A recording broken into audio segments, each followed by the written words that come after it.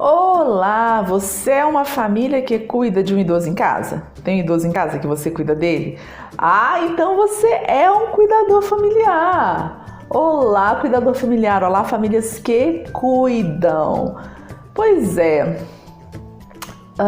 eu quero contar um pouquinho para vocês, quero compartilhar com vocês, aliás, compartilhar tem que ser algo que a gente vivencia de forma prática para fazer com que aquilo seja fidedigno, seja real a palavra que é compartilhada e fazer mais sentido para a gente. Não é que a teoria não tenha sua importância, tem sim, mas muitas vezes eu prefiro deixar a teoria para um segundo plano e compartilhar as coisas que eu percebo. Então eu quero compartilhar um pouquinho, assim, en passant, porque é longo, sobre a história do cuidado.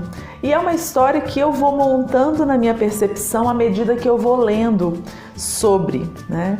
É uma história que ainda não é tratada de uma forma consistente, porque ainda, ou nós não voltamos o nosso olhar de importância de uma maneira geral, social, para esse cuidar, mas que para mim também tem um motivo de acontecer assim, e eu considero importante a gente entender por que a nossa essência precisa tanto de cuidado. É algo que a gente nasce já com isso, a gente não aprende a ter, a gente já tem um instinto de cuidado, e de repente é justamente o básico, o essencial, né, que é cuidar e sermos cuidados, deixa de existir hoje. E justamente por essa falta é que a gente volta com esse tema à tona e cada vez mais eu enxergo, eu visualizo, eu entendo que se falarmos sobre cuidado e praticarmos pequenas ações de cuidado, a gente consegue muito ajudar o mundo a mudar, muito, mas é muito, porque o cuidar é a nossa essência. Então, se a gente caminhar um pouquinho pela história do cuidar, nós conseguimos perceber que em todas as sociedades existe algo que se relaciona com essa importância, seja compreendendo por que, por exemplo, falar dos sentimentos, querer entender a existência como os filósofos, se faz importante para se cuidar do humano, né? Uma vida em comunidade, onde uns protegem os outros, se faz importante para se cuidar do humano. Quando nós percebemos que algo estranho acontece nos hospitais, né, em partos, e acontece a primeira revolução sanitarista, que faz toda uma diferença na nossa saúde, aprendendo que apenas ao lavar as mãos a gente cuida da nossa saúde, e aí a nossa atenção se volta para a importância de mantermos então a sobrevida do ser humano, para a importância do ser humano, né? Quando as guerras retiram os homens da sociedade e esses homens se tornam incapacitados, causando um impacto muito mais negativo, porque eles mesmos adoecem, deprimem e gastam mais com o sistema, né, do sistema, e o sistema também fica sem ali a mão de obra tão importante que ele tinha. Então começamos a pensar de novo na importância de se cuidar dessas pessoas para que elas pudessem, mesmo com alguma amputação, alguma deficiência adquirida devido à guerra, como é que elas poderiam retornar ao mercado de trabalho de forma adaptada.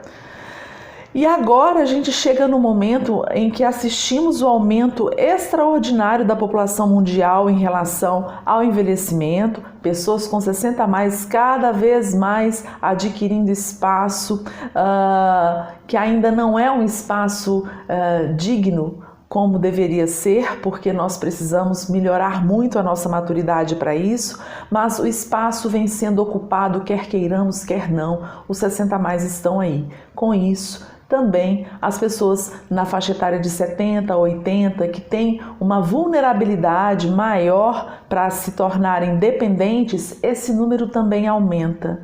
E aí o cuidado cai de paraquedas sobre a nossa cabeça e a gente entende que a população envelhecida precisa de contar com o apoio de cuidadores. E o cuidador me traz uma reflexão muito peculiar e muito minuciosa no dia a dia. eu fico fazendo pequenos experimentos comigo com relação às experiências que eu já tive, que eu tenho no meu trabalho. Fico fazendo experiências comigo mesmo com relação a como é que eu gerencio a minha rotina, como é que eu me entrego de uma maneira mais leve e espontânea para uma atividade que eu não gosto de fazer, mas é necessária, ela tem que ser feita. Às vezes eu estou cansada e preciso cuidar das minhas coisas pessoais. Com que energia? Qual que é o estoque de energia que eu tenho para estar fazendo aquilo, né?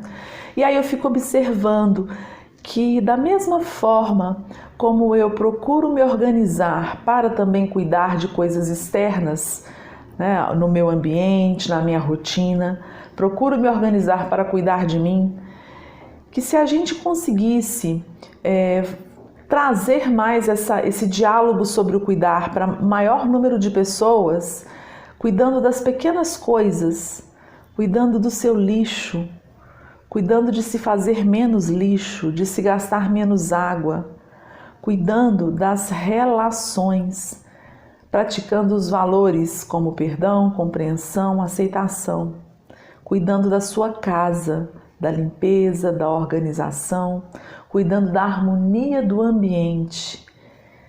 Se a gente consegue praticar pequenos atos, pequenas ações de cuidado de forma prazerosa e significativa, inspirando outros a cuidarem também, será que o nosso envelhecimento precisaria de passar em condições de limitação, por situações tão precárias, tão pesadas para uma única pessoa desenvolver um papel de cuidador, porque de repente a família não quer se envolver, ou a família não enxerga que aquilo é importante, ou a família não vê que o outro está desgastando. Eu fico pensando nisso. Será que se no dia a dia eu exercitar, desde com crianças, com jovens, no colégio, nas ruas, né, no comércio, em todos os campos, pequenas ações de cuidar, introjetando pequenas ações de cuidar no nosso cotidiano,